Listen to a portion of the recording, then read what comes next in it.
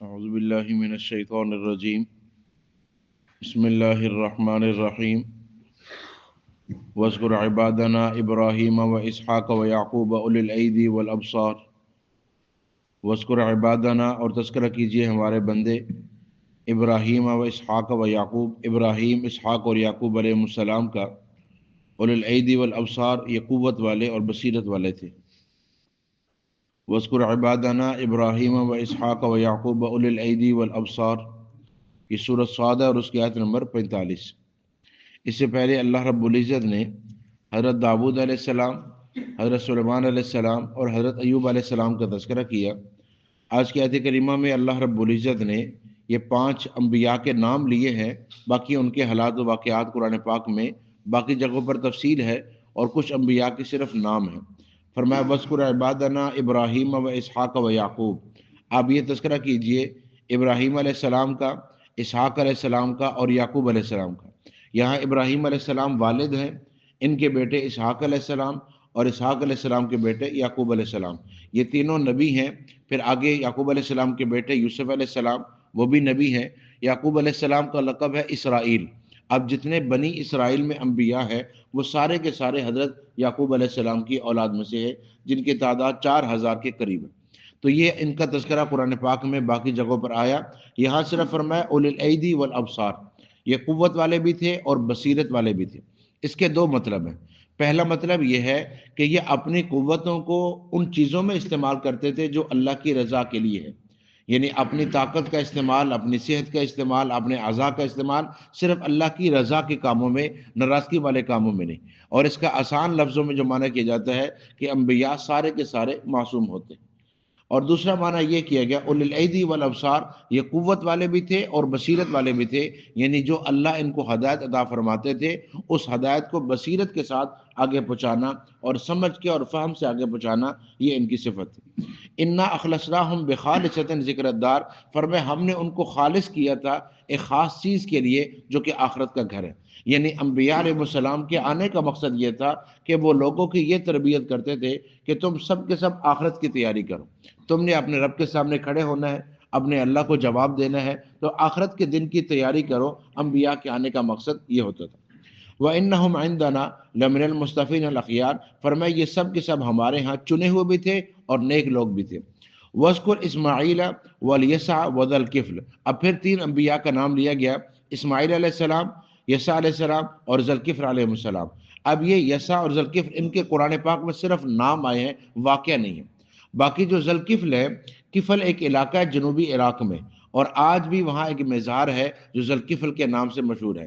اور کفل ان کو اس لیے کہا جاتا ہے کہ اس وقت لوگ انبیاء کو شہید کر رہے تھے، انہوں نے کئی انبیاء کو اپنے ہاں ٹھکانہ دیا ہوا تھا، اس لیے ان کا ذی الکفل، کفالت والا، یہ نام مشہور ہوا۔ باقی ان کا علاقہ، ان کے واقعات، تفصیلی قوم، اس کا ذکر نہ تو قرآن میں ہے نہ حدیث میں۔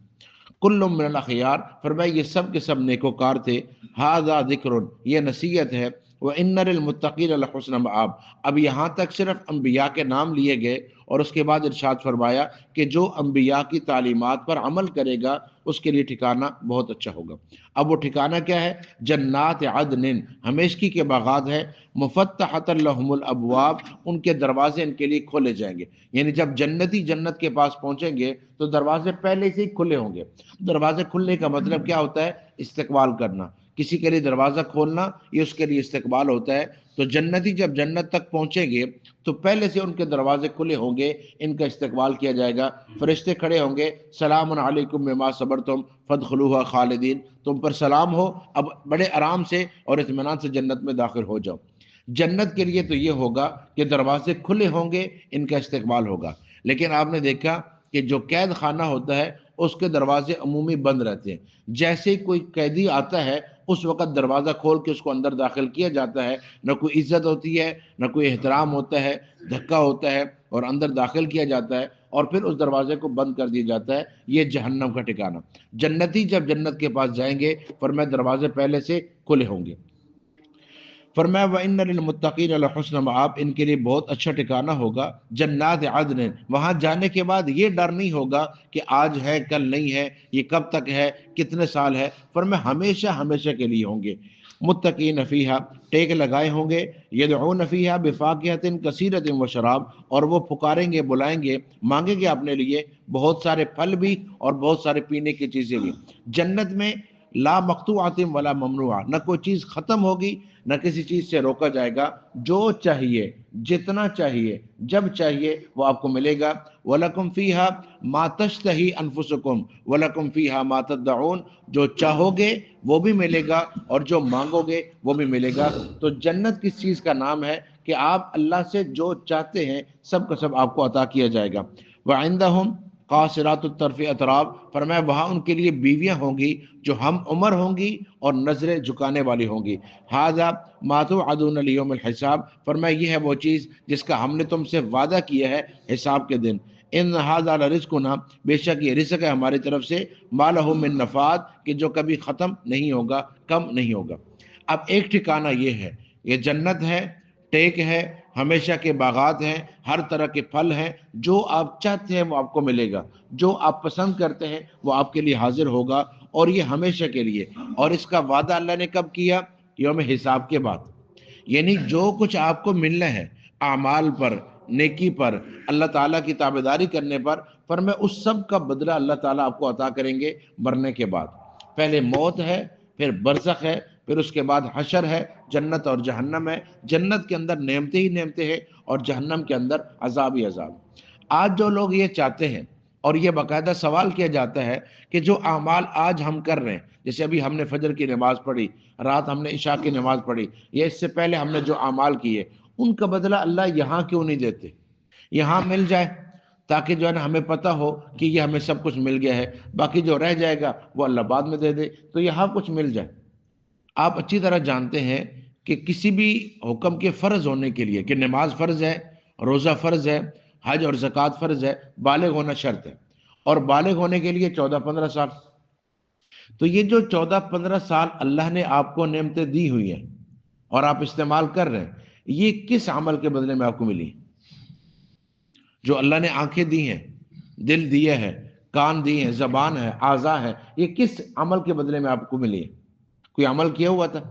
اور اگر کوئی بندہ آنکھوں کی قیمت دینا چاہے تو دے سکتے ہیں۔ اللہ نے اتنی نعمتیں آپ کو بغیر عمل کے عطا کی ہیں، اور پھر یہ وعدہ بھی فرما دیا کہ جیسے یہاں دیا ہے یہی نعمتیں اس سے کئی گنا بڑھا کر میں جنت میں عطا کروں گا۔ اشکال کیا اس میں؟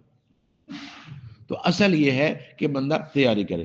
اب ایک ٹھکانہ یہ بیان ہوا، دوسرا ٹھکانہ فرمایا ھذا، یہ تو بیان ہوا، وَإِنَّ لِلطَّاغِينَ لَشَرَّ مَآب، جو سرکش ہے ان کے لیے بہت برا ٹھکانہ ہے جہنم، وہ ٹھکانہ جہنم ہے، یصلونها، جس میں ان کو داخل کیا جائے گا، فبئس المہاد، بہت برا ٹھکانہ ہوگا۔ ھذا، اور یہ اس کے ساتھ، فَلْيَذُوقُوهُ حَمِيمٌ وَغَسَّاقٌ، کہا جائے گا چکھو یہ کھولتا ہوا پانی اور پیپ، ایسا کھولتا ہوا ہوگا، فقط ہم پیئیں گے اندر کی آنتڑیاں کٹ کے رہ جائیں گی۔ یشوی الوجوہ، چہرے کے پاس کریں گے، چہرہ گل کے اس کے اندر جا گرے گا۔ ترمذی شریف میں ہے ہونٹ لٹک جائیں گے، اس حد تک وہ گرم پانی ہوگا جو ان کو پینے کے لیے دیا جائے گا۔ اور پھر کھانے کے لیے کیا ہوگا؟ شجرۃ الزقوم، طعام الاسیم، کالمہل یغلی فی البطون، ایسا کڑوا پھل اور ایسے کانٹوں والا پھل کہ وہ گلے سے نیچے نہیں اتر سکے گا، تکلیف ہی تکلیف ہے۔ اب ایک ٹھکانہ یہ ہے، یعنی ایک وہ کہ جہاں ٹیک ہے، تخت ہے، پھل ہیں، جو آپ چاہتے ہیں وہ ہے، اور ایک ٹھکانہ یہ ہے فرمایا، اور پھر وہ جہنمیوں کا خون اور پیپ ہوگا جو گرم کر کے دیا جائے گا پینے کے لیے، نہ اسے پاس کر سکتے ہیں، نہ اسے سونگ سکتے ہیں، نہ اسے اندر اتار سکتے ہیں۔ وہ آخر من شکل ہی ازواج، اور فرمایا اس جیسے اور عذاب بھی ہوں گے۔ یہ تو ایک عذاب ہے نا، اس کے علاوہ اور عذاب بھی، کھانے میں عذاب، پینے میں عذاب، رہنے میں عذاب، سانس لینے میں تکلیف، اس طرح کے عذاب ہوں گے۔ ھذا فوج مقتحم معکم، یہ ایک جماعت ہے، ایک لشکر گروہ ہے، مقتحم معکم، جسے تمہارے ساتھ دنسایا جا رہا ہے۔ میں نے عرض کیا نا کہ جب کسی کو داخل کیا جا رہا ہوتا ہے جیل میں تو دھکا دیا جاتا ہے، وہ ایک دوسرے کے ساتھ مل کے اندر داخل ہو رہے ہوتے ہیں، دھکم پیل ہوتی ہے، یہ ٹھکانہ ہوگا۔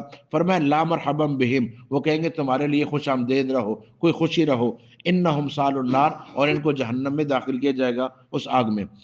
قالو کہیں گے بل انتم، بلکہ تمہارے لیے، یہ جو پہلے سے اندر ہے وہ کہیں گے لا مرحبا بکم، تمہارے لیے بھی کوئی خوشی نہ ہو، انتم قدمتموہ لنا، تم نے اسے ہمارے لیے پیش کیا تھا، اس کفر کو، نافرمانی کو، گناہ کو تم نے پیش کیا، اور تم نے کہا تھا اس پہ عمل کرو کچھ نہیں ہوگا، کوئی زندگی نہیں ہے، دوبارہ اٹھنا نہیں ہے، کوئی ایسا حساب و کتاب نہیں ہے، تم نے یہ کہا تھا، فبئس القرار، اور کیا برا ٹھکانہ ہے جہاں تم نے ہمیں پہنچایا۔ قالوا ربنا، اے کہے کہ اے ہمارے رب، من قدم لنا ھذا، جنہوں نے ہمارے پر پیش کیا تھا، فزدہ عذابا ضعفا فی النار، اے اللہ ان کو دگنا عذاب دے، ان کے کفر کی وجہ سے، ان کے گناہ کی وجہ سے، ان کے کہنے کی وجہ سے ہم اس راستے پر چلے تھے، اے اللہ انہیں دگنا عذاب دے۔ قالوا ما لنا لا نرى رجالا، وہ کہیں گے ہمیں کیا ہوا کہ ہم ان لوگوں کو نہیں دیکھ رہے، کننا نعدہم، جنہیں ہم شمار کرتے تھے، من الاشرار، نیک برے لوگوں میں سے، ہم ان کو دیکھ نہیں رہے، دنیا کے اندر ہم جنہیں برا سمجھتے تھے، گناہگار سمجھتے تھے، آج وہ ہمیں جہنم میں نظر نہیں آ رہے۔ اتخذناہم سخریا، ہم ان کا مذاق اڑاتے تھے، ام زاغت عنہم الابصار، یہ آنکھیں چوک گئی ہیں اس نے، کہ ہم دیکھنا چاہ رہے ہیں لیکن ہمیں وہ نظر نہیں آ رہے، وہ لوگ کہاں ہیں۔ ان ذالک لحق تخاصم اہل النار، فرمایا یہ حق ہے اہل آگ کا آپس میں جھگڑنا، جہنم والوں کا آپس میں جھگڑنا یہ حق ہے، یعنی جن لوگوں نے گمراہ کیا تھا اور جو گمراہ ہوئے تھے یہ آپس میں جھگڑیں گے، پھر یہ شیطان سے جھگڑا کریں گے، پھر ایک دوسرے کے ساتھ جھگڑا کریں گے، پھر چیخ و پکار ہوگی، پھر اس حد تک رونا ہوگا، فرمایا کچھ لوگ اتنا چیخیں گے، اتنا چیخیں گے کہ جہنم والے فرشتے سے کہا جائے گا، جہنمی کہیں گے کہ وہ جو عذاب ہے وہ اپنی جگہ پر، انہیں تو خاموش کرواؤ، یہ کیوں اتنا چیخ رہے؟ تو چیخنا، چلانا، فرمایا جو جیسے بھی کرو، اسبروہا او لا تصبرو سواء علیکم، صبر کرو یا نہ کرو برابر ہے، رہنا تم نہیں ہے، یہاں سے اب نکلنا نہیں۔ اور عبداللہ بن مسعود رضی اللہ عنہ فرماتے ہیں لوہے کے ستون ہوں گے جن میں جہنمیوں کو اندر داخل کیا جائے گا اور ان کو اوپر سے بند کر دیا جائے گا۔ جب آپ کبھی دیکھتے ہیں نا ستون کے اندر بجری اور ریت تو سب کو ڈالا جا رہا ہوتا ہے، تو کیسے اس کو اوپر سے دبایا جاتا ہے، پریس کیا جاتا ہے تاکہ وہ اندر رہے، جتنا زیادہ اندر آ سکے، اس طرح جہنمیوں کو اس کے اندر داخل کر کے پھر بند کر دیا جائے گا۔ اب یہ ہمیشہ ہمیشہ کے لیے، مادامت السماوات والارض، جب تک زمین و آسمان اس کے بعد قائم ہے، یہ ہمیشہ جہنم میں رہیں گے۔ اس سے پناہ مانگنی ہے، اس سے اپنے آپ کو بچانا ہے، آج اپنا محاسبہ کرنا ہے، حاسبو قبل ان تحاسبو، آج حساب کر لو اس سے پہلے کے حساب ہو۔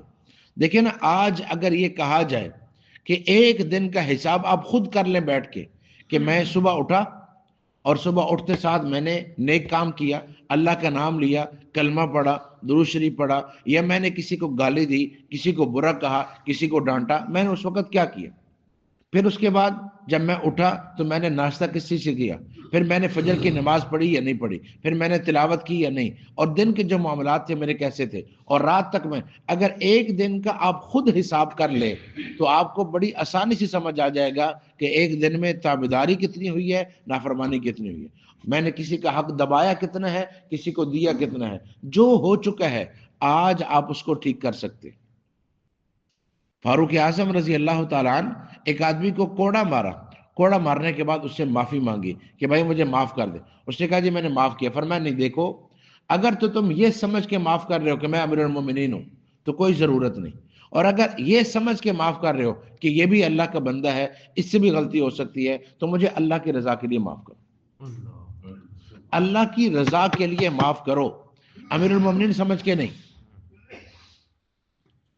جی ہم کسی کے ساتھ زیادتی کر کے بھی کہتے ہیں یہ کر کیا سکتا ہے، یہ کچھ نہیں کر سکتا، لیکن اس کا رب بہت کچھ کر سکتا ہے۔